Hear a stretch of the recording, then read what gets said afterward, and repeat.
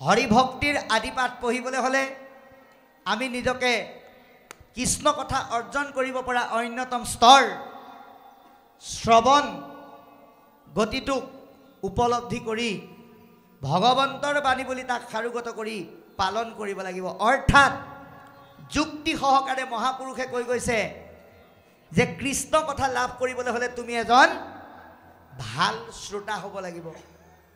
আৰু ভাল শ্ৰোতাই কৃষ্ণ কথা ক'ত শুনিব লাগে সেইটো জানে। আৰু মহাপুৰুষে জনাই থৈ গৈছে আমি ভগৱন্তৰ কথা ক'ত শুনিব লাগে? মহন্তৰ মুখত। গতিকে আপোনাক খবৰ দৰে মহন্ত অৰ্থাৎ মহান গুণৰ অধিকাৰী হৈ সেই গুণক পৰম পুৰুষ ভগৱন্তৰ অৰ্থে বিলাই দিয়া বহল হৃদয়ৰ গৰাকী ব্যক্তিৰ শ্ৰীমুখেৰে ভাগৱত শ্ৰৱণ কৰাটো আমাৰ প্ৰথম দায়িত্ব আৰু কৰ্তব্য বুলি সিদ্ধান্ত দিছে। গতিকে আমি ভাগৱত আজিৰ দৰে পৰিৱেশত শ্ৰৱণ কৰি এই আধ্যাত্মিক জ্ঞানেৰে নিজকে পৰিশোধিত কৰি ল'বৰ কাৰণে যত্ন কৰিব লাগিব। যিটো পৰীক্ষিত ৰজাই ইতিমধ্যে কৰিছে। ইতিমধ্যে পদবন্ধে কৈছে জয় জয় বুলি কৈছে। কাৰ জয় ঘোষণা কৰিলে? ভগৱান কৃষ্ণৰ জয় ঘোষণা কৰিছে। ইমানবিলাক দেৱতা থকাৰ পিছতো ৩৩ কোটি দেৱতা থকাৰ পিছতো কৃষ্ণৰ জয় কিয় ঘোষণা কৰিলে? অন্য দেৱতাতকৈ কৃষ্ণৰ কি আছে? এটা গুণ বেছি আছে। সেইকাৰণে তেওঁক এটা শব্দৰে বিভূষিত কৰিছে। কি শব্দ? প্ৰভু ভগৱন্ত অনন্ত ঈশ্বৰ প্ৰপন্ন জনতাৰণ তুমি প্ৰিয়তম পৰম দেৱতা। পৰম শব্দটো অন্য দেৱতাৰ ওপৰত প্ৰয়োগ কৰা নাই। কেৱল কৃষ্ণৰ ক্ষেত্ৰতহে পৰম শব্দটো প্ৰযোজ্য। পৰম মানে শ্ৰেষ্ঠ, পৰম মানে খাটাং, পৰম মানে আটাইতকৈ সুগভীৰ। গতিকে সেই সত্যক নিৰূপণ কৰাটো পৰম ব্ৰহ্মৰ বাহিৰে দ্বিতীয় দেৱতাৰ সম্ভৱ নহয়। আৰু সেইকাৰণে পৰম পুৰুষ পৰম দেৱতা কৃষ্ণৰ জয় ঘোষণা কৰিছে মহাপুৰুষে। আৰু কৈছে তেওঁ বোলে কৃপাময়। তেওঁ আপোনাক আমাক অহৰ্নিশে কৃপা কৰি আছে। চকুক দেখুৱাইছে, নাকক ঘ্ৰাণ দিছে, মুখক খুৱাইছে, জিভাক সোৱাদ দিছে, হাতক কৰাইছে, ভৰিক জোৱাইছে, কাণক শুনাইছে। এইখিনি কৰ্ম যদি ভগৱন্তই অকণমান 1 মিনিটৰ কাৰণে আপোনাক নকৰোঁ বুলি কৈ দিয়ে, লগে লগে আপোনাৰ জীৱটো গুচি যাব আৰু আপোনাৰ নাম হৈ পৰিব শ। আদৰি সাদৰি কথত বহোৱা দেহটো জীৱ গুচি যোৱাৰ লগে লগে টানি চুচুৰাই বাহিৰলৈ লৈ যাব। আপুনি আমি আজি আদৰ মৰম স্নেহ মান্যতা কাৰ কাৰণে পাই আছোঁ?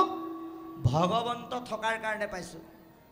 সেইখিনি কৃপা তেওঁ আমাক কৰাৰ কাৰণে মহাপুৰুষে তেওঁক কৃপাময় বুলি কৈছে।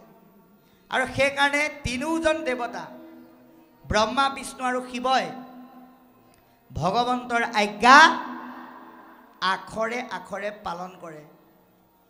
এতিয়া তিনিওজন দেৱতাই যদি পালন কৰিব পাৰে, আপুনি আমি পালন কৰিব লাগে নে নালাগে? আৰু যদি লাগে আমি কেনেকৈ পালন কৰিব লাগে? ভাগৱতে যেনেধৰণে আমাক পালন কৰিবলৈ কৈছে। কাৰণ কলি যুগত তেওঁ অৱতাৰ নধৰে।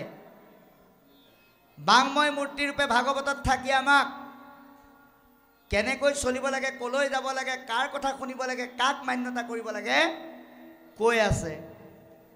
আৰু সেইকাৰণে আমি ভাগৱত শুনি এইমতে আমাৰ জীৱনটো পৰিচালনা কৰিব লাগে। তেতিয়া ব্ৰহ্মা বিষ্ণুৱে ভগৱন্তৰ আজ্ঞা পালন কৰা আৰু আপুনি আমি পালন কৰাৰ মাজত কোনো পাৰ্থক্য নাথাকে। মৎস্য কুৰ্ম আদি অংশ অৱতাৰ যাৰ পৰম পুৰুষ ভগৱন্তই আপোনাক আমাক উদ্ধাৰ কৰিবৰ কাৰণে তেওঁ যদিও নিৰ্গুণ, কিন্তু আপোনাক আমাক শ্ৰৱণ কৰি পেলাই সংসাৰ পাৰ হৈ যাবৰ কাৰণে তেওঁ কিছুমান গুণলীলা কৰিছে। যিখিনি গালে আৰু শুনিলে আপুনি আমি এই সংসাৰ তৰি যাব পাৰোঁ। তেনেধৰণৰ অৱতাৰ হৈছে 24টা। সেইকাৰণে কীৰ্তনৰ আৰম্ভণিতে কি দিলে? চতুৰ্বিংশতি অৱতাৰ। গতিকে তাৰে মুখ্যতম অৱতাৰ হৈছে 10টা। এই 10 অৱতাৰক মৎস্যকুৰ্মৰ নামেৰে সমস্ত অৱতাৰক মহাপুৰুষে নমস্কাৰ জনাইছে। নমো নমো মধুমূৰ ৰিপু মহাহৰি, যিজন ভগৱন্তই অৱতাৰ ধাৰণ কৰি গুণলীলা কৰিছিল, তাৰ ভিতৰত অন্যতম লীলা হৈছে দুষ্টক দমন।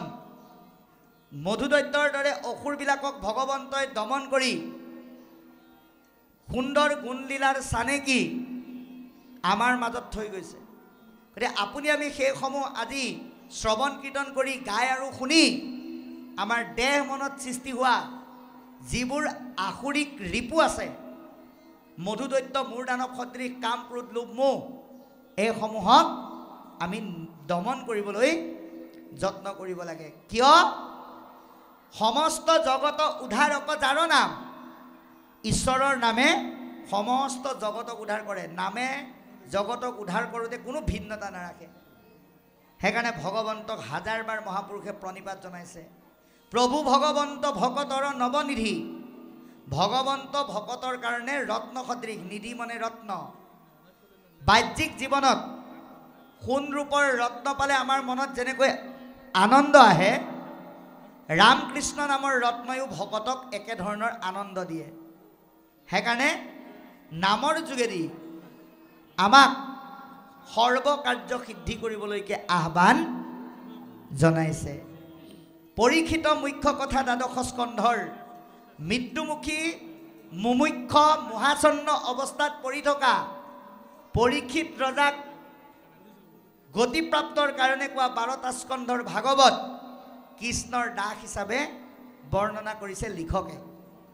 প্ৰথম স্কন্ধৰ পৰা দ্বাদশ পৰ্যন্তে ৰাজাক কহিলা মহা মুনীন্দ্ৰ মহন্তে। গতিকে আমি আৰম্ভণিতে কৈছোঁ, সেইকাৰণে আমি ভাগৱত সদায় মহন্তৰ মুখত শুনিব লাগে। পণ্ডিতৰ মুখত শুনিলে আপুনি শুনিব পাৰিব, জ্ঞান নহ'ব। গতিকে সেইকাৰণে পৰীক্ষিত ৰজায়ো ভাগৱত কাৰ যোগেদি শুনিছে? যি মহাচন্নতাক জয় কৰিলে, তেনেহেন এজন মহন্তৰ মুখত যাক ভাগৱত ক'বৰ কাৰণে পিতৃ ব্যাসদেৱে সম্পূৰ্ণৰূপে অধিকাৰ প্ৰদান কৰিছে, তেনেকুৱা এজন ব্যক্তি মহামুনি শুকদেৱৰ মুখেৰে এই ভাগৱত 12টা স্কন্ধত পৰীক্ষিতে শুনিছে। সংক্ষেপ কৰিয়া উধাৰ ইয়াত আৰু সাৰ, সংক্ষেপ বৰ্ণনাৰে সাৰময় তত্ত্বৰে কৃষ্ণৰ গুঞ্জক লীলা চৰিত্ৰৰূপে প্ৰকাশ কৰি তুলি ধৰিছে। কাৰ কাৰণে? আপোনাৰ আমাৰ কাৰণে মহাপুৰুষ গুৰুজনাই।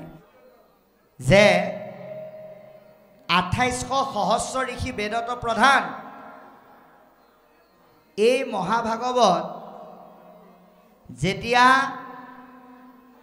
গংগা নদীৰ পাৰত পৰীক্ষিত ৰজাক শুকদেৱে কৈছিল, তাত 60,000 ঋষি উপস্থিত আছিল। কিন্তু পৰৱৰ্তী সময়ত এই ভাগৱত জ্ঞান কোৱাৰ সক্ষমতা লাভ কৰি লোমহৰ্ষণ সূতৰ পুত্ৰ উগ্ৰসভা সূতে যেতিয়া ক'বলৈ সুবিধা পাইছিল, 32,000 জাত্যা অভিমানত অভিমানী হৈ তেওঁলোকৰ মুখেৰে ভাগৱত নুশুনো বুলি গুচি গ'ল। 28,000 কিন্তু শুনিবলৈ ইচ্ছা প্ৰকাশ কৰিলে। কিন্তু 28,000 কিন্তু কম নাছিল।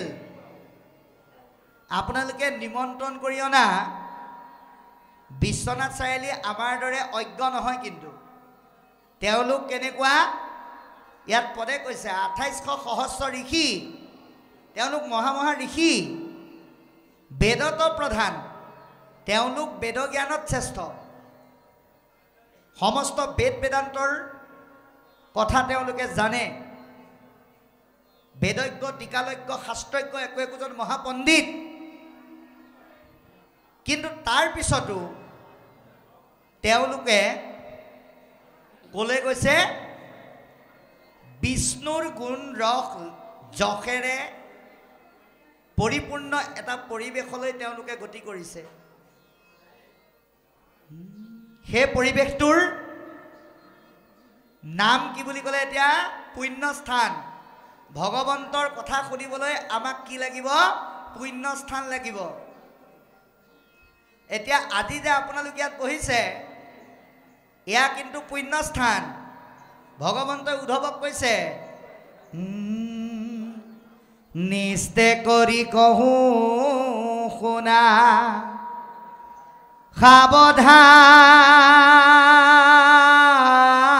সাৱধানে তুমি ভকত যিথানে থাকে সেহি পুণ্যভূমি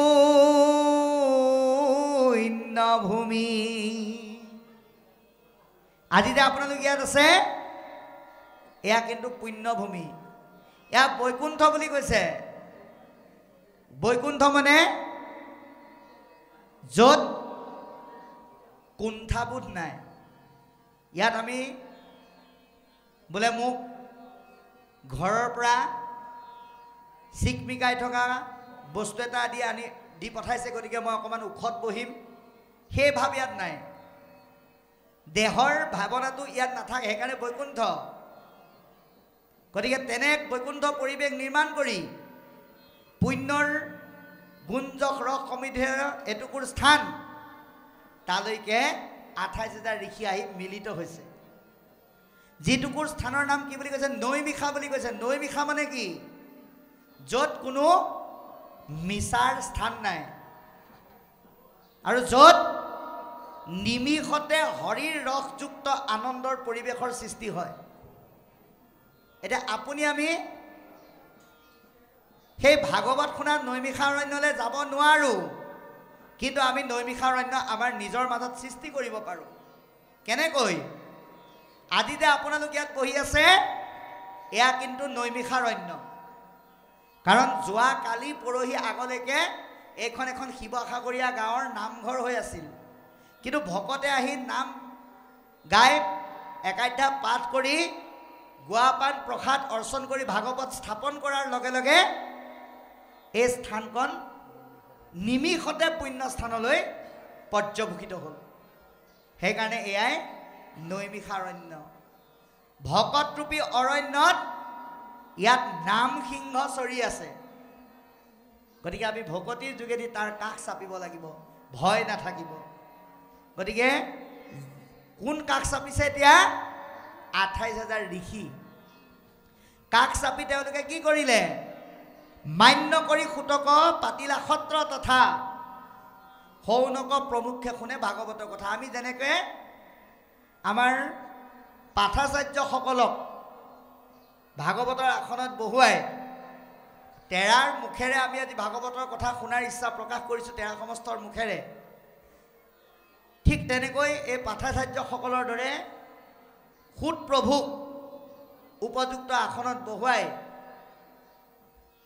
মহা ঋষিসকলে তেৰাৰ মুখেৰে ভাগৱত শুনাৰ ইচ্ছা প্ৰকাশ কৰি সকলোৰে হৈ সৌনকে কৈছে কি বুলি সৌনক বদতি শুনা সুত মহা মানি পৰম পাতকী কলি পাইলে হেন জানি যে আমি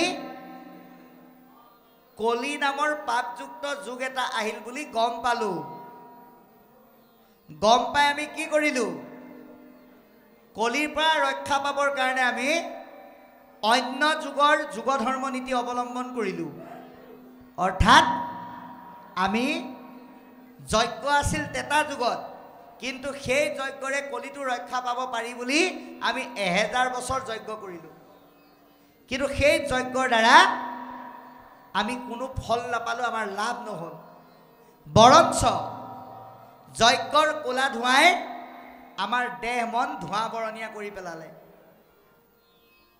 গতিকে যিটো কৰ্ম কৰোৱাত নাহিকে বিশ্বাস এই কলিৰ পৰা ৰক্ষা পাবৰ কাৰণে আমি যি যজ্ঞৰ কৰ্ম কৰিছিলোঁ এতিয়া আৰু আমাৰ তাৰ প্ৰতি কোনো বিশ্বাস নাই আপোনাৰো আয়ুষ কৰিলোঁ ব্যৰ্থে না আমি গম পালোঁ ইয়াৰ দ্বাৰা আমাৰ আয়ুষে আমি মানে অভাৱত নষ্ট কৰিলে এতিয়া আমি ইয়াৰ পৰা ল'ব লগা কথা কোনটো আছে যে এই কলিযুগৰ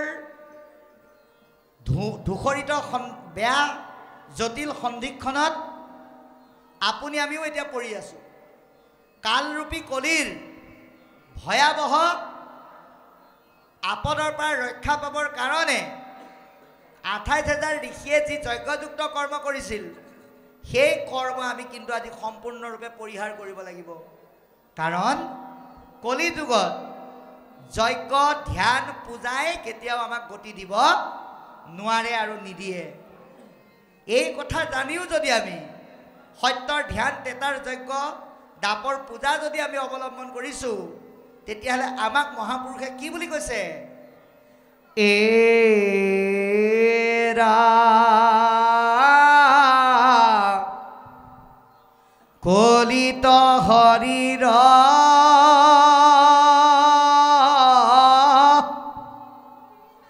কীৰ্তন এৰিয়া আনমতে চাহে গতি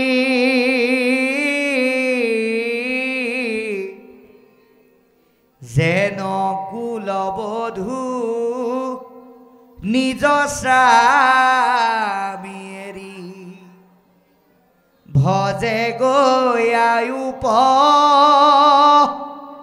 পতি। এই কলিৰ জটিল সন্ধিক্ষণৰ আপদত আমি যদি কৃষ্ণৰ নাম আৰু মহাভাগৱতৰ তত্ত্ব উপলব্ধি কৰাৰ পিছতো অন্য যুগৰ ধৰ্মনীতি অৱলম্বন কৰোঁ, তেতিয়াহ'লে কি হ'ব? নিজ স্বামী থাকোঁতে উপপতি ভজনা কৰাৰ দৰে হ'ব। সেইকাৰণে কৈছে ২৮,০০০ ঋষি আদি কৈছে আমাৰো সম্প্ৰতি চিন্তি উক মহাহিত। সঁচাকৈ যদি তুমি আমাৰ কল্যাণ চিন্তা কৰা, কৰাই উক পান কৃষ্ণ চৰিত্ৰ অমৃত। কৃষ্ণৰ গুঞ্জক লীলা চৰিত্ৰ আমাক পান কৰোৱা। আজি আমি আপোনালোকৰ এই শিৱসাগৰীয়া গাঁৱৰ বাপাই সমস্তৰ যোগেদি তেনেহেন ভাগৱতৰ ৰস আমি পান কৰিম। আপোনালোকে কাণে পান কৰিছে, আমি জিভাই পান কৰিম। গতিকে আমি ভাগৱতৰ ৰস পান কৰিলে কি হ'ব? আমাৰ মনত অমৃতে প্ৰতিষ্ঠিত হ'ব। অমৃতৰ ৰস আমাৰ হৃদয়ত পৰি যাব। গতিকে অমৃত মানে কি? ভাগৱত যিসকলে শুনে তেওঁলোকৰ মনৰ পৰা মৃত্যুমুখী ধাৰণাটো নাইকিয়া হৈ যায়। ভাগৱত নুশুনিলে আমি কি ভাবিম? আমি মৰিম বুলি ভাবি থাকিম। আমি ভাবিম যে আমাৰ জীৱটোৰ মৃত্যু আছে। কিন্তু আজি ভাগৱতে সিদ্ধান্ত দিছে মৃত্যুটো বা ক্ষয়টো দেহৰহে আছে, জীৱৰ কিন্তু নাই। সেইকাৰণে আমি যিমান পাৰি সৎসংগৰ যোগেদি গীতা ভাগৱতৰ চৰ্চা কৰিব লাগে। তেতিয়া আমাৰ মৃত্যুৰ সময়ত মনত সৃষ্টি হোৱা বিষাদ আৰু দুখ আপোনা আপুনি নাইকিয়া হৈ যায়। সেইকাৰণে গীতাত অৰ্জুনক কৈছে, এ ৰাম একে সৰি ৰত বাল্য বৃদ্ধ যুৱা হুৱে জানা পুৰুষৰ ইটো দেহ এৰিয়ান দেহ ধৰে মৃত্যু সেহি পতন্তৰ। আপুনি আমি এদিন কণমানি শিশু আছিলোঁ, আজি যুৱক হ'লোঁ। কিন্তু শিশুকালটো এৰি থৈ অহাৰ কথাক লৈ আমাৰ মনত কোনো দুখ নাই। এদিন আমি বুঢ়া হ'ম, এই বৃদ্ধকালটো পোৱাৰ পিছত আমাৰ যৌৱন কালটোৰ প্ৰতি কোনো দুখ নাথাকে। মৃত্যু ঠিক তেনেকুৱাই বুলি কৈছে। এটা দেহৰ পৰা আন এটাৰ দেহলৈ যোৱা বাটটোৰ নাম হ'ল মৃত্যু। সেইকাৰণে মৃত্যুক এটা আনন্দযুক্ত সম্পদ বুলি উপলব্ধি কৰি যি গ্ৰহণ কৰিব পাৰে, সেইজনেই এই সংসাৰৰ সাহসী জীৱ বুলি কৈছে।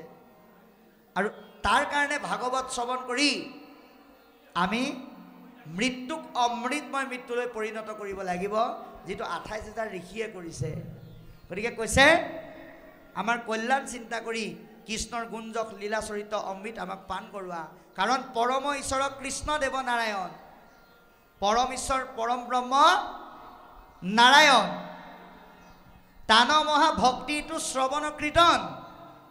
ভগৱন্তক সন্তুষ্ট কৰিব পৰা প্ৰণালীটোৱে হৈছে শ্ৰৱণ আৰু কীৰ্তন। শুনিব লাগিব আৰু গাব লাগিব। তাকে জানিবা দেহটো বহুৱাই থৈ মনটো ইফালে সিফালে নিলে নহ'ব। দেহ মন এক কৰি পেলাই আমি শ্ৰৱণ কৰিবলৈ যত্ন কৰিব লাগিব। গতিকে 28,000 ঋষিয়ে কৈছে ইহাক নজানি আন কৰ্ম কৰি মৰো। এতিয়া আন কৰ্মবিলাক কাৰ কাৰণে? কৃষ্ণ কথা শ্ৰৱণ কীৰ্তনেই কলিযুগৰ শ্ৰেষ্ঠ ধৰ্ম। এই কথা নজনাসকলৰ কাৰণে আন কৰ্মবিলাক, আপোনালোকৰ দৰে জনাসকলৰ কাৰণে নহয়। গতিকে ইহাতেহে কৈও কৃষ্ণ কথা সুত কেনমতে তৰো। হে গুৰুৰূপী সুত, আমাক কৃষ্ণ কথা কোৱা। আমি এই কথাৰ যোগেদি কেনেকৈ সংসাৰখন তৰিব পাৰোঁ তাৰ ব্যৱস্থা কৰক। তুমি আমাক কৃপা কৰা। কাৰণ ইহাতেহে আমাৰো মিলিল মহাৰংগ, তুমি মহা মহন্তক পাইলো ভাগ্যে সংগ। ভাগ্য নাথাকিলে কেতিয়াও ভকতৰ সংগ নাপায়, আৰু ভকতৰ সংগ নাপালে আমাৰ মনলৈ আনন্দ নাহে। আজি আপোনালোকে এটা কথা চাওক, এই ভাগৱতখনটো চবৰে ঘৰে ঘৰে আছে। ইচ্ছা কৰিলেতো অকলে অকলে পঢ়িয়ে দেখোন ইয়াৰ জ্ঞানখিনি ল'ব পাৰে। কিন্তু আদৰণি সমিতিয়ে অনুষ্ঠানভাগ আয়োজন কৰি আপোনাক আমাক নিমন্ত্ৰণ কৰাৰ লগে লগে আমি ইয়াত যে আহি বহি এনেকৈ চৰ্চা কৰিছোঁ কেলে বাৰু? অকলে অকলে বহি পেলাই পঢ়ি নোপোৱা এনেকুৱা কি বস্তু আমি একেলগে বহি পেলাই পাইছোঁ, সেই কথা ৰহস্যটো আমি ভেদ কৰিব লাগিব। আমি অকলে অকলে বহি পেলাই ভাগৱতখন পঢ়িলে জ্ঞানখিনি পাম সঁচা, কিন্তু সন্মিলিতভাৱে চৰ্চা কৰিলে আমি এটা বস্তু পাম, সেইটোৱে হৈছে আনন্দ। যিটো সম্পৰ্কে এতিয়া পদে কৈছে যে আমাৰ মনত ৰংগ মিলিছে, আনন্দ মিলিছে, তোমাৰ দৰে মহাভকতক ভাগ্যৰ বলত পায়। আজি আপোনালোকক লগ পায়ো আমাৰ আনন্দ আহিছে যে বিশ্বনাথৰ পৰা আহি আপোনালোকৰ দৰে মহাভকতক একেলগে পালোঁ। এইটোৱেই হৈছে শ্ৰেষ্ঠ আনন্দ। যত স্বৰ্গ সুখ যিটো মুখ্য সুখ মূল, ভকতৰ সংগৰ অল্পকো নাহি তুল। যিমানবিলাক সুখ আছে সেই সুখ আৰু আজিৰ দৰে আপোনালোকৰ দৰে মহাভকতৰ যোগেদি পোৱা সুখৰ মাজত পাৰ্থক্য আছে। এয়া শ্ৰেষ্ঠ সুখ, ইয়াতকৈ আৰু শ্ৰেষ্ঠ সুখ নাই বুলি কৈছে। স্বৰ্গ সুখতকৈও শ্ৰেষ্ঠ। গতিকে এনেহেন সুখে আমি অৰ্জন কৰি জীৱনৰ সফলতা লাভ কৰিব পাৰোঁ। সুন্দৰকৈ কৈছে যে আকাশে সঞ্চৰে ৰবি ৰথ যেন বায়ু, সূৰ্যৰ লগতে হৰৈ জগতৰ আয়ু। সূৰ্যৰ পোহৰে যেনেকৈ প্ৰতিদিনেই এটা এটা দিন শেষ কৰি আন এটা এটা দিন আনি আছে, ঠিক তেনেকৈ এই পোহৰৰ লগে লগে আমাৰ জীৱনৰ আয়ুস ৰেখাও গতি কৰি আছে সূৰ্যৰ পোহৰৰ লগত। অকল গতি কৰি থকাই নহয়, আমাৰ আয়ুসবিলাক দিনে দিনে কমি গৈ আছে। আপুনি আমি দিনে দিনে এই সূৰ্যৰ পোহৰৰ লগত গৈ আছোঁ ওচৰ চাপি চাপি। ক'লৈ? মৃত্যুৰ ওচৰলৈ। এটা কথা আমি প্ৰত্যেকে উপলব্ধি কৰিব লাগিব, জন্ম নামৰ ষ্টেচনটোৰ যোগেদি জীৱন নামৰ ৰেলখনত উঠিলোঁ যেতিয়া, নামিব কিন্তু লাগিবই মৃত্যু নামৰ ষ্টেচনটো। কোনোবা আগত নামিব, কোনোবা কিন্তু পিছত নামিব। নমাটো কিন্তু খাটাং। সেইকাৰণে কৈছে যে সূৰ্যৰ পোহৰৰ লগত আমাৰ জীৱনৰ আয়ুস কমি গৈ আছে। আমি এটা কথাৰ ওপৰত গুৰুত্ব দিব লাগিব, এতিয়া আজি কৰিম বুলি ভবা কামটো এতিয়াই কৰক, কাইলৈ কৰিম বুলি ভবা কামটো আজিয়েই কৰক। সময় বহুত কম। আজি আপোনালোকে এটা কথা চাব, বাস্তৱিকভাৱে আজি 2024 চনৰ 9 এপ্ৰিল। এতিয়া কালিলৈ 10 তাৰিখটো আহিব, আজিৰ দৰে ৰাতিপুৱা দুপৰীয়া আবেলি সকলোখিনি হ'ব।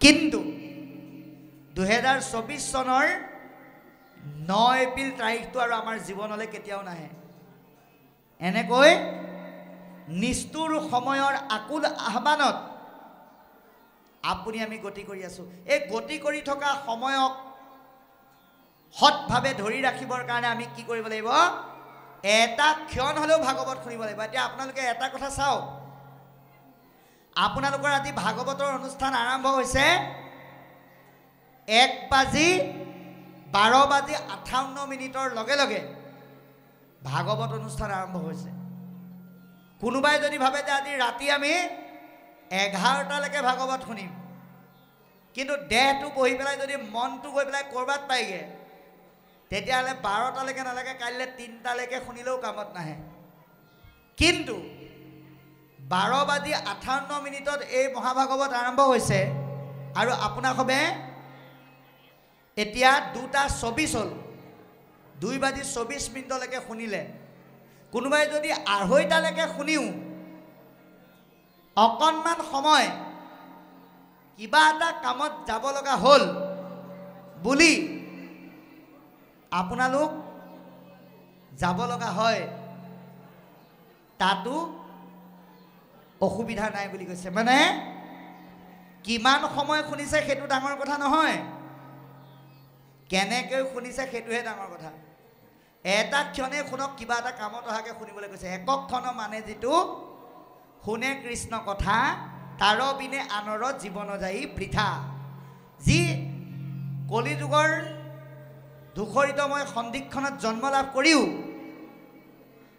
এটা ক্ষণো কৃষ্ণৰ কাৰণে দিব পৰা নাই সেইজনৰ জীৱন বৃথা বুলি কৈছে গতিকে কৃষ্ণত অৰ্পিয়া আমি কৰো কৰ্ম যত তাতো নানা বিঘিনি আছে জানিলো মনত এইটোহে বৰ ডাঙৰ কথা ক'লে বোলে কৃষ্ণত অৰ্পণ কৰা কৰ্ম বোলে বিঘিনিযুক্ত হৈ যায় কেতিয়া হয় প্ৰণালীটো নাজানিলে হয় দেই কেনেকৈ হয় আপোনালোকক এটা উদাহৰণ দিম আপোনালোকৰ ফালে নহয় আমাৰ ফালে হয় একেলগে যদি 3জন নাম গোৱা মানুহ মাতিলে এজনে ভাবিলে মোৰ নামটো প্ৰস্তাৱ কৰিলেই হ'ল আৰু যদি তাত কোনোবা এজন ব্যক্তিৰ নাম প্ৰস্তাৱ হ'ল বাকী দুজনৰ নহ'ল তেওঁলোকৰ কঁকালৰ বিষ গাঁঠিৰ বিষ ভৰিৰ বিষ আৰম্ভ হৈ যায় আৰু লগে লগে কয় মই বোলে আজি নামলৈ আহিবলৈ সময়ে নাছিল জোৰকে মতাৰ কাৰণেহে আহিলোঁ মই বেছি সময় নাথাকোঁ সেৱা এটা জনাই যাওঁগৈ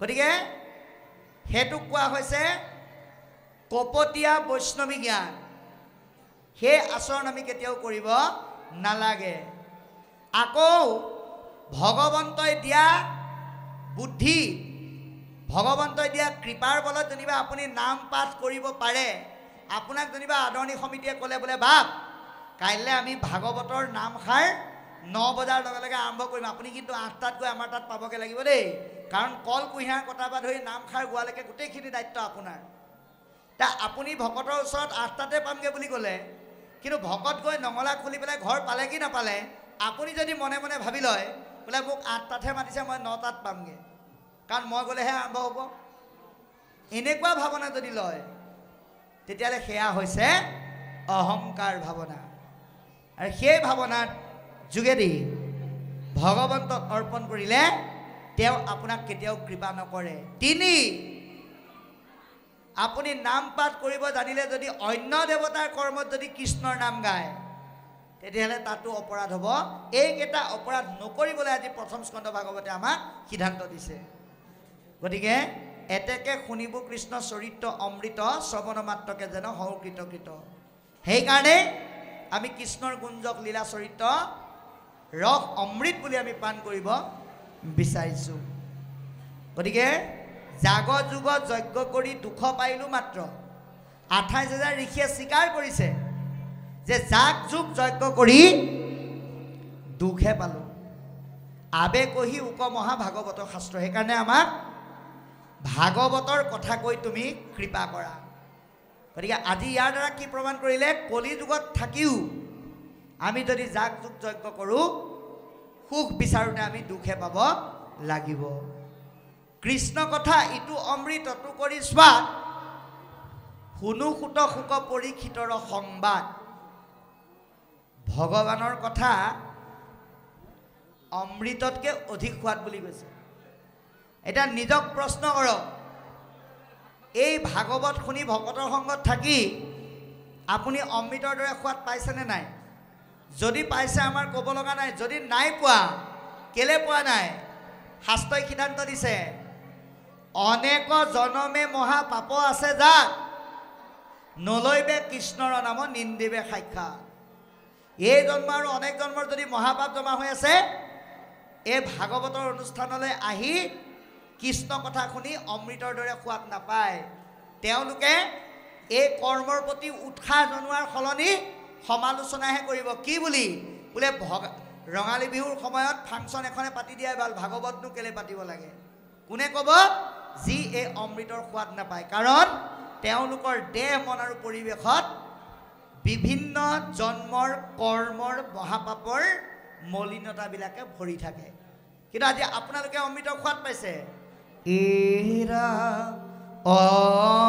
অনেক নমে মহা সুকৃতিয়া সয় বিচাৰি পাই বেক নাম সেহি মহা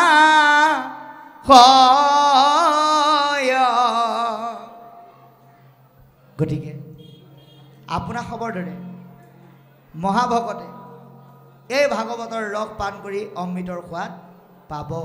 সেইকাৰণে যাৰ ঘোঁৰা চলে ৰাতি আকাশৰ পথে, যিজন ৰজাই 7টা ঘোঁৰাযুক্ত ৰথত উঠি আকাশ মাৰ্গেৰে যাত্ৰা কৰি শশাগৰা পৃথিৱী জয় কৰিছিল, জম্বুদ্বীপপতি পৰীক্ষিত মহাবীৰ, যিজন জম্বুদ্বীপৰ 61 ৰজা আছিল, তৰুণ কালতে কেনে তেজিলা শৰীৰ। এতিয়া 28,000 ঋষিয়ে প্ৰশ্ন কৰিছে যে ইমান এজন প্ৰবল পৰাক্ৰমী বীৰ ৰজা হোৱা স্বত্তেও তেওঁ যুৱ অৱস্থাতে কিয় এই দেহ ত্যাগ কৰিব লগা হ'ল? ভিত্ত যেন খাতে পৃথিৱীৰ ৰাজা যত, অন্য দ্বীপৰ ৰজাবিলাকে পৰীক্ষিত ৰজাক দেখিলে কি কৰে? নিজকে ভিত্ত বুলি পৰিচয় দি সেৱা কৰে মহাভাগৱত বুলি। কৃষ্ণৰ ভকত এন্তে মহাভাগৱত। সেইজনেই কৃষ্ণৰ ভকত মহাভাগৱত গুণসম্পন্ন হৈও হৰিস্মৰি কিমতে কৰিলা তনু ত্যাগ।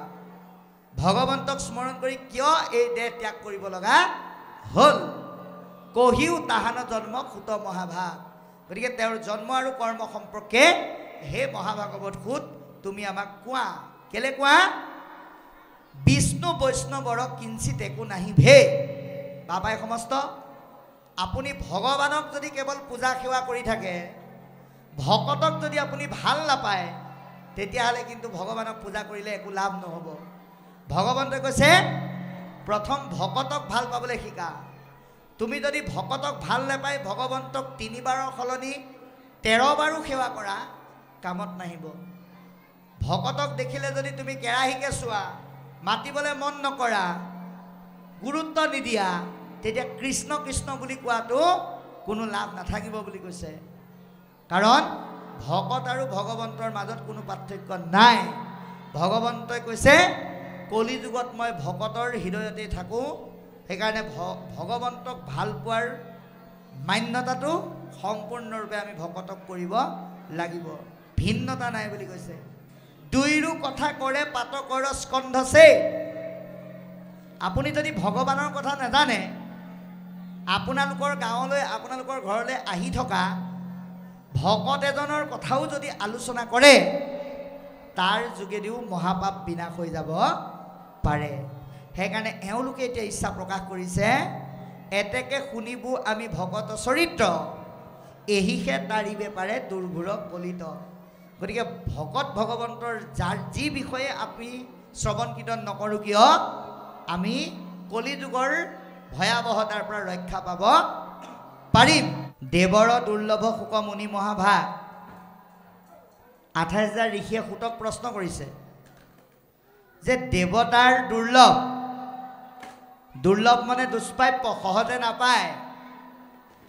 দেৱতাই সহজে লগ পাব নোৱাৰা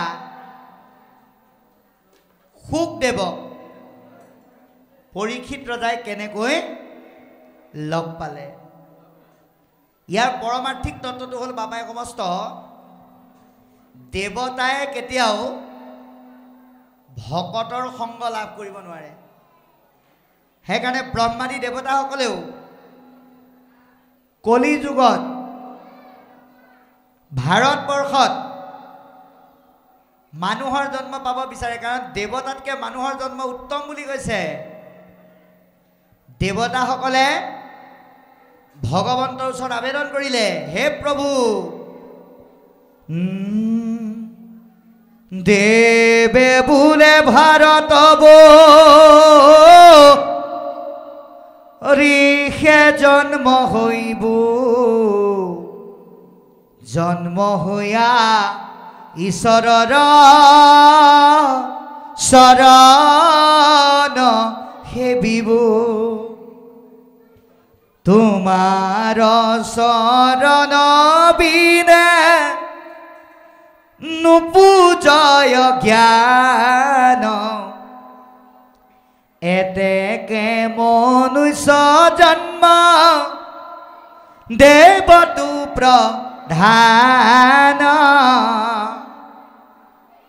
গতিকে এই মানুহৰ জন্মটো দেৱতাতকৈ উত্তম কি কাৰণে?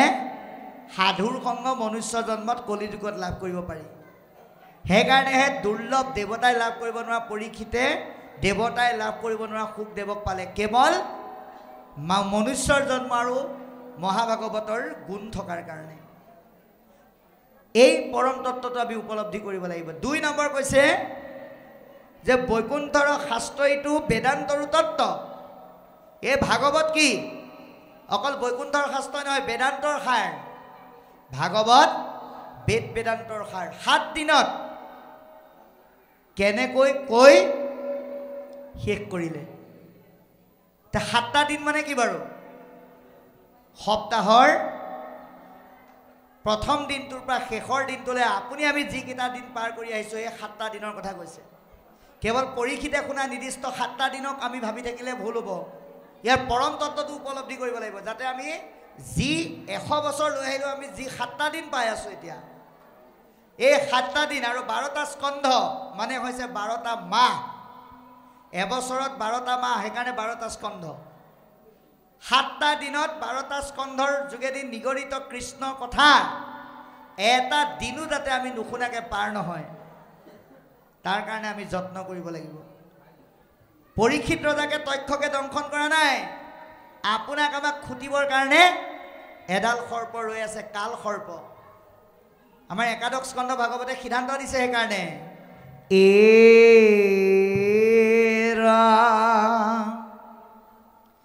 একো কালে মনুষ্যনে ৰাই মৃত্যু ঘাত, তথাপি নভজে কৃষ্ণ হুৱে আত্মঘাত।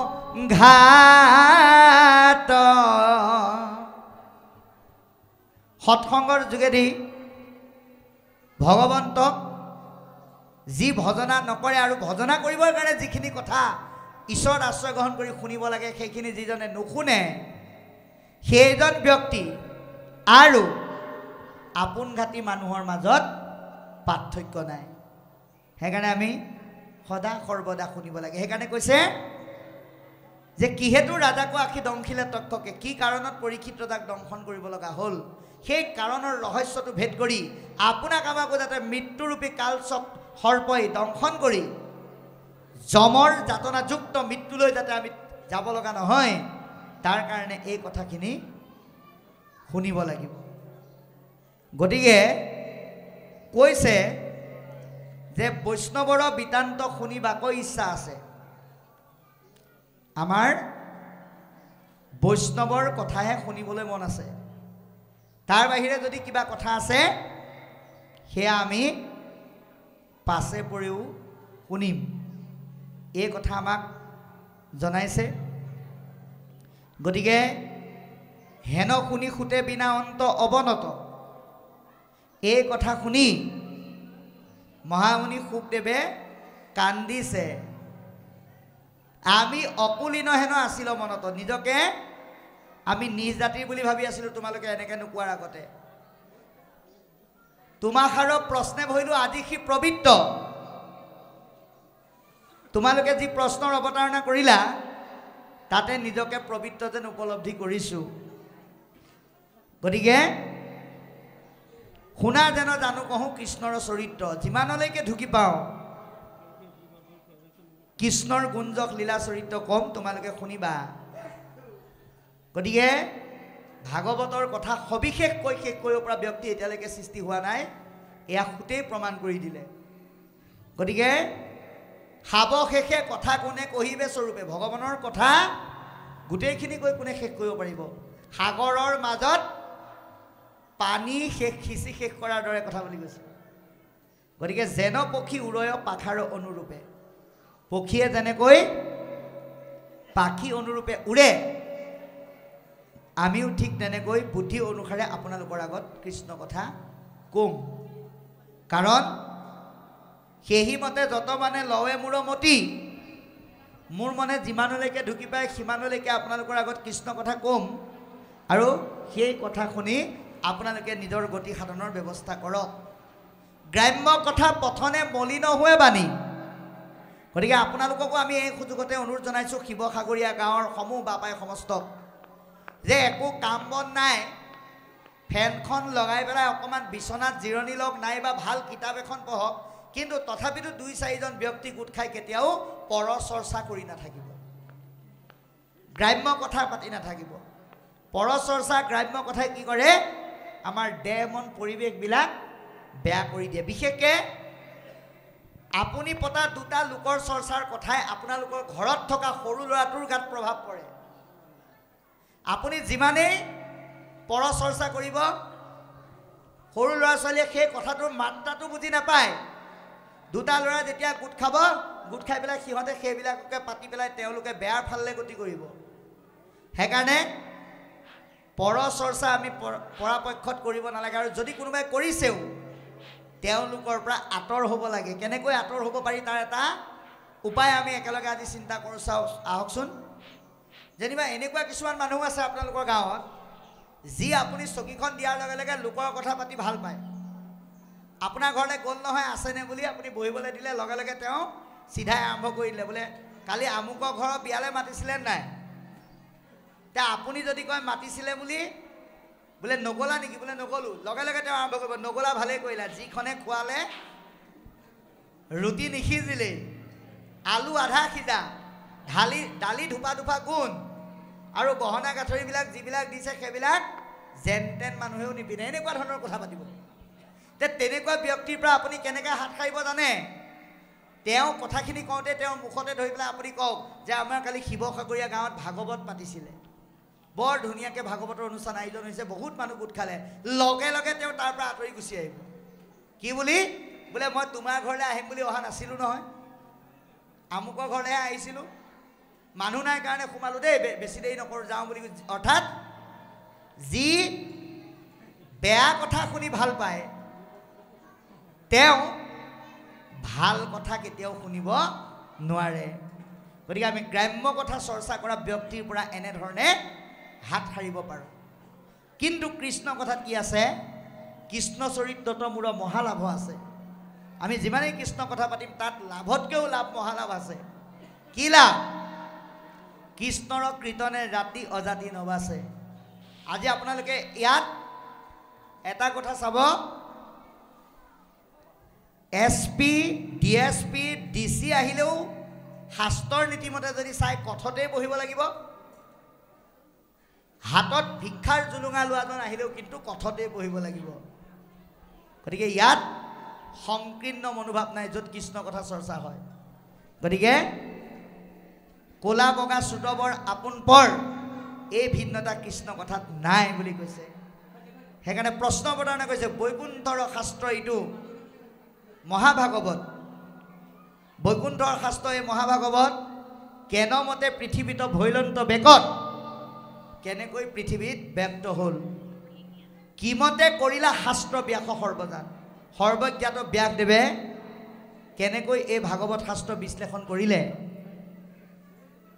প্ৰথমে হৰিক স্মৰি শুনা সাৱধান আমাক ঈশ্বৰক স্মৰণ কৰি সাৱধানে শুনিবলৈ কৈছে দেই সাৱধান সাৱধান মানে আপুনি এটা কথা চাব নামঘৰলৈ সোমাওঁতে আমি চেণ্ডেলযোৰ খুলি থৈ আহিছোঁ কেলে কাৰণ আমাৰ চেণ্ডেলযোৰত লেতেৰা লাগি থাকে চেণ্ডেলযোৰত লেতেৰা লাগি থাকে বুলি জানি আমি খুলি থৈ অহাৰ দৰে মনৰ মাজত সোমাই থকা সংকীৰ্ণ লেতেৰা কথাবিলাকো ঘৰৰ গ্ৰাম্য সংসাৰৰ তাপযুক্ত কথাবিলাকো চেণ্ডেলযোৰৰ লগত একেলগে থৈ যদি আপুনি শুনিব নোৱাৰে তেতিয়াহ'লে অকণমান সময় ভাগৱত শুনাৰ পিছতে কি হ'ব ঘৰলৈ মনত পৰিব সেইকাৰণে বাবাই সমস্ত লেঠা মাৰি আহি শুনিব লাগে বুলি কৈছে মানে কথাটো এনেকুৱা ভাগৱতলৈ আহোঁতে আপুনি ঘৰত কৈ থৈ আহিলে ল'ৰাটোক কৈ থৈ আহিলে তই অফিচলৈ গ'লেও যা মই ভাগৱতৰ পৰা আহি পেলাই গৰুকেইটা লৰামহি আপোনাৰ ঘৰত কোনোবা এজন বেমাৰী আছে কৈ থৈ আহিলে চিন্তা নকৰিবি তই মই আহি পাই তোক ভাতকেইটা দিমহি বোৱাৰীজনীক কৈ থৈ আহিলে তুমি অফিচলৈ গ'লেও যোৱা য'ত যিমানবিলাক বাচন বৰ্তন কাপোৰ কানি আছে চব মই আহি পেলাই চিজিল কৰিমহি আটাইকেইটা কথা আপুনি কৈ পেলাই ভাগৱতলৈ গুচি আহিল কিন্তু ভাগৱতৰ ৰস পাই পেলাই আপুনি বহি দিলে অকণমান ভাগৱত যোৱাৰ পিছতে আপোনাৰ মনত পৰিল কেইটা বাজিল বোলে 3টালৈ 11 মিনিট আছে 2:49 আৰু লগে লগে কি ভাবিলোঁ গৰু লৰাবলৈ থাকিল ভাত দিবলৈ থাকিল বাকী কাম বন থাকিল আৰু মনটো ইয়াতো নবহিল তেনেকৈ শুনিলে কিন্তু কামত নাহিব কিন্তু আপুনি যদি আকৌ ভাগৱত শুনাৰ নামত গৰুকেইটাইও যদি পানী নাখায় কোনোবা যদি অনাহাৰে থাকিব লগা হয় তেতিয়াহ'লে কিন্তু ভাগৱতলৈ আহি পুণ্য কৰাৰ বিপৰীতে পাপ কুটুৱাহে হ'ব সেইকাৰণে হৰি কথা শুনিলে বুলিয়েই যে কোনোবা নাখালে আপোনাৰ পুণ্য হ'ব তেনেকুৱা কোনো কথা নাই সেইকাৰণে আমাক কৈছে লেঠা মাৰি শুনা কোনো ধৰণৰ কাম পৰৱৰ্তী ভাগৱত শুনি আহি কৰিম বুলি আমি কাৰোবাক আশ্বাস দি থৈ কেতিয়াও আহিব নালাগে সেই কথাটোৱে খেলাই থাকিব সেইকাৰণে ভগৱন্তত মনটো দি সাৱধানে শুনিবলৈ কৈ পৰৱৰ্তী কৈছে দিনে কপুৰ বতপৰা সৰসুত ঋষি বদৰিকা শ্ৰমত আচন্ত ব্যাসবসী এই পদেৰে আমি আজি ব্যাসদেৱৰ দেউতাকৰ লগত পৰিচয় হ'লোঁ ব্যাসদেৱৰ পিতৃৰ নাম কি বোলে পৰাশৰ মুনি গতিকে পৰাশৰ মুনিৰ পুত্ৰ ব্যাসদেৱ ক'ত বহি আছে বদৰিকাশ্ৰমত এতিয়া বদৰিকা বুলি কিয় ক'লে বাৰু বদৰী শব্দটোৰ অৰ্থ হ'ল অসমীয়া শব্দটো হ'ল বগৰী বগৰী গছেৰে ভৰপূৰ হৈ থকাৰ কাৰণে সেই আশ্ৰমখনৰ নাম বদৰিকাশ্ৰম গতিকে তাত কোন বহি আছে ব্যাসদেৱ বহি আছে কেনেকৈ বহি আছে বোলে উগুল থুগুল মন নাহি সুখ শান্তি নপান্ত উপায় একো মনে গুণি গান্ধী উগুল থুগুল মন সুখ শান্তি নাই মনেৰে ভাবি চিন্তিও একো ধৰণৰ উপায় বিচাৰি পোৱা নাই অস্থিৰ হৈ আছে ব্ৰহ্মজ্ঞান চিন্তনতে মনত নাহি সুখ যিজনে ব্ৰহ্মক উপাসনা কৰাৰ লগে লগে মনত স্থিতপ্ৰজ্ঞতা ঘূৰাই আনিব পাৰে সেইদিনা ঈশ্বৰক চিন্তা কৰিও মনলৈ কোনো সুখ শান্তি আনিব পৰা নাই নজানন্ত কৃষক মনত মিলে দুখ তেওঁ নিজেও নাজানে মনত কিয় ইমান দুখ আহিছে কেতিয়াবা আপোনাৰ আমাৰো হয় তেনেকুৱা অৱস্থা ভয় খাব লগা নাই আমিও কেতিয়াবা কি হয় সমাধান কৰিব নোৱাৰা সমস্যাবিলাকে আমাক যেতিয়া জুমুৰি দি ধৰিব তেতিয়া আমাৰো এনেকুৱা ব্যাসৰ দৰে অৱস্থাই হয় তেতিয়া আমি কি কৰোঁ পিয়ালিৰ চুক এটাত বা এটা আচুতীয়া কোঠাত তললৈ মুখকে কাকো মাতবোল নকৰাকৈ বহি থাকোঁ সেই সময়ত কোনোবাই যদি আপোনাক কি বুলি কৈছে সেই সময়ত যদি কোনোবাই আপোনাক মাত দিয়াটো দূৰৰে কথা চাহ একাপ দিবলৈ আহিলেও খং উঠি যায় ভালকৈ কথা এটা ক'লেও মনত বেয়া ভাৱে আহে গতিকে ব্যাসদেৱে তেনেকুৱা এটা অৱস্থাত পৰিল। গতিকে এতিয়া পদে কৈছে এতিয়া সেই অৱস্থাৰ পৰা মুক্ত হ'বলৈ কি কৰিব লাগিব আমি সেইটো চাওঁ। অধুমুখে আশাবসী হৈয়া নিশবত, তেনেকুৱাকৈ তললৈ মুখকে একো কথা নোকোৱাকৈ বহি আছে। সেই বেলা তইতে আহি মিলিল নাৰদ। তেনেকুৱা অৱস্থাতে আহি নাৰদ আহি উপস্থিত হ'ল। কিয় আহিল নাৰদ? নাৰদ মানে কি, আপুনি জীৱনত যদি সমাধান কৰিব নোৱাৰা সমস্যাৰ কাৰণে নিৰুপায় হৈ পেলাই তেনেকৈ থাকিব লগা হয়, আপুনি তাৰ পৰা পৰিত্ৰাণ পাবলৈ হ'লে আপুনি সৎসংগৰ কাষ চাপিব লাগিব। সৎসংগৰ অবিহনে আপুনি কিন্তু সেই অৱস্থাৰ পৰা কেতিয়াও পৰিত্ৰাণ পাব নোৱাৰে। গতিকে এতিয়া ব্যাসদেৱৰ কাৰণে সৎসংগ কোন? নাৰদ। গতিকে কেনেকৈ আহিছে? হাতে দিব্য বীণাযন্ত্ৰ মুখে ৰাম নাম, হাতত দিব্য বীণাযন্ত্ৰ মুখেৰে ৰাম নাম গাই গাই তেওঁ প্ৰৱেশ কৰিছে। হৃদয়ত কৃষ্ণমূৰ্তি স্ফূৰ্তি অবিশ্ৰাম। এতিয়া আমি সৎসংগৰ মূল্যটো উপলব্ধি কৰিব লাগিব। সৎসংগ হ'বলৈ হ'লে কি লাগিব? দুটা বস্তু একেলগে লাগিব। মুখেৰে নাম লাগিব, হৃদয়ত কৃষ্ণৰ ৰূপ লাগিব। নাম আৰু ৰূপ এটাক বাদ দিলে কেতিয়াও সেইজন সৎসংগৰ যোগ্যতা অৰ্জন কৰিব নোৱাৰে। সেইকাৰণে কৈছে ভাই মুখে বোলা ৰাম, হৃদয়ে ধৰা ৰূপ, এতেকে মুকুতি পাইবা কহিলো স্বৰূপ। মুখেৰে নাম লৈ হৃদয়ত ৰূপ প্ৰতিষ্ঠা কৰিব পাৰিলেহে আমি প্ৰকৃত নামৰ লাভ অৰ্জন কৰিব পাৰিম। গতিকে নাৰদে তেনেধৰণে ৰূপ ধাৰণ কৰি দিব্য বীণা বাই বাই তাত উপস্থিত হৈছে। তে আহোঁতে কি গাইছে? হৰি নাম বিচাৰি খালো বাথুৰি,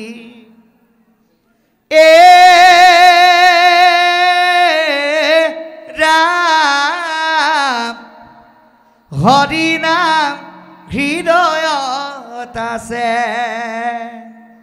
কৃষ্ণ ৰাম কৃষ্ণ ৰাম কৃষ্ণ ৰাম কৃষ্ণ ৰাম।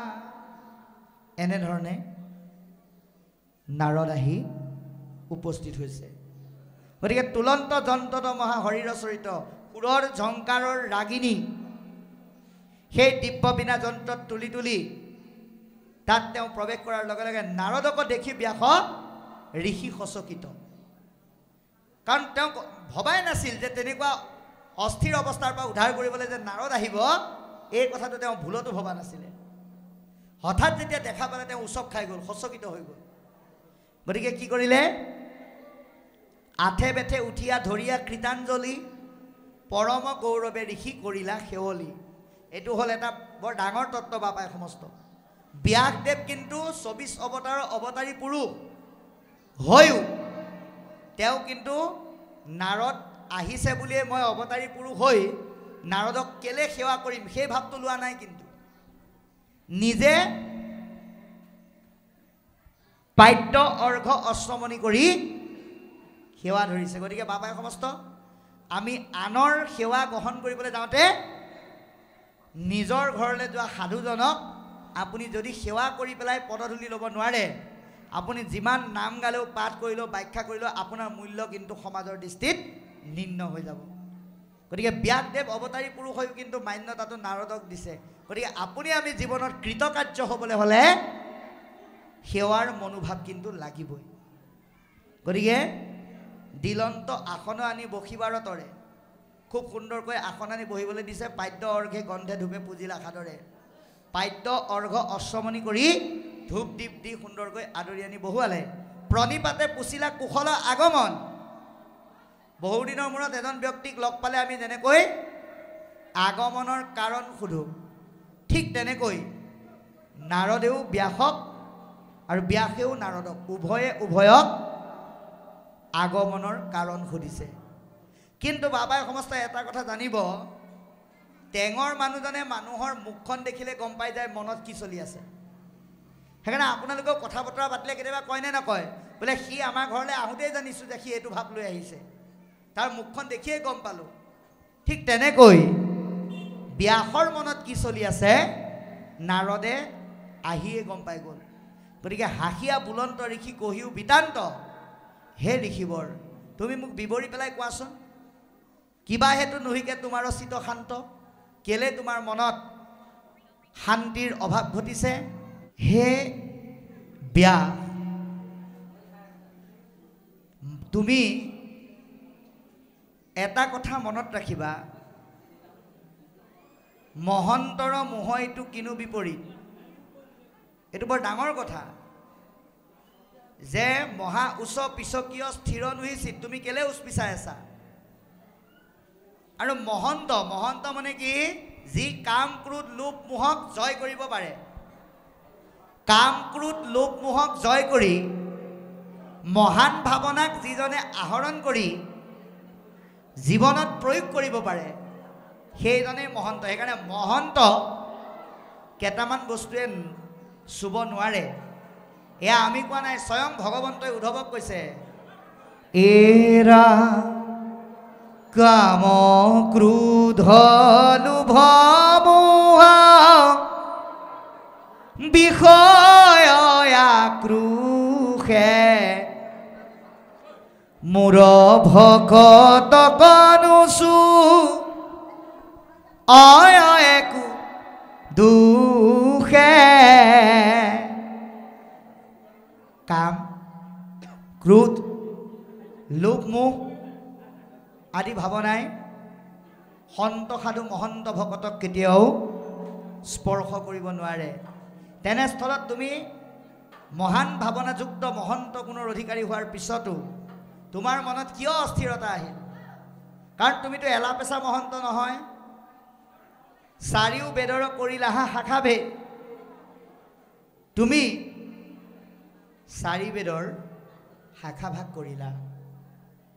যাৰ যেন জাতি ধৰ্ম দিলা পৰিছেদ, তুমি জাতি ধৰ্মৰ সমিধান দিলা।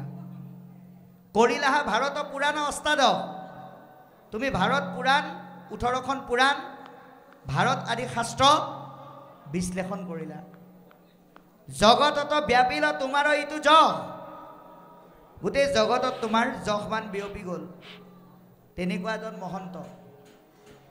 গতিকে ব্ৰহ্মকো সাক্ষাৎ তুমি কৰা সমাধিত, তুমি সমাধি অৱস্থাত ব্ৰহ্মক সাক্ষাৎ কৰা। তথাপি তোমাৰ কেনে অসন্তুষ্ট চিত? কিয় তথাপিও ইমানখিনি গুণৰ অধিকাৰী হোৱাৰ পিছতো তোমাৰ মনত কিয় অস্থিৰতাই দেখা দিছে? কহিও ক ঋষিমুত ইহাৰ কাৰণ, হে ঋষিবৰ তুমি তোমাৰ অস্থিৰতাৰ কাৰণটো মোক বুজাই পেলাই কোৱা। শুনি প্ৰণিপাতে ব্যাসে বুলিল বচন। আৰু ব্যাসদেৱে শুনি পেলাই ক'বলৈ আৰম্ভ কৰিছে, কি বুলি? হওঁ যদি আমি বেদ শাস্ত্ৰত পাৰ্গত, কৰুণীতে ঈশ্বৰ অৰ্পণা কৰ্ম যত। বাপাই সমস্ত আপোনাক লোক সমাজত যিমানেই গুণী জ্ঞানী বুলি নকওক, আপুনি নিজক কেতিয়াও জ্ঞানী বুলি নাভাবিব। আপুনি সকলো ঈশ্বৰৰ কৃপা বা বৰদান বুলি ভাবক। ব্যাসদেৱ অৱতাৰী পুৰুষ হৈও কি বুলি কৈছে? গোটেই সমাজে মোক জ্ঞানী বুলি কয় হয়, কিন্তু মই নিজক নিজে নাভাবোঁ। সমস্ত মই ভগৱন্তত অৰ্পণ কৰি দিওঁ আৰু তেৰাৰ কৃপা বুলি ভাবোঁ। সেইকাৰণে আপুনি আমি যেতিয়ালৈকে অৰ্পণ কৰিব নোৱাৰিম, ৰত্নাৱলীত কৈছে এৰা হবে নাৰা অনপৰ জানিবানি সয় অৰ্পণ ভইলে কিছু ফল নধৰ।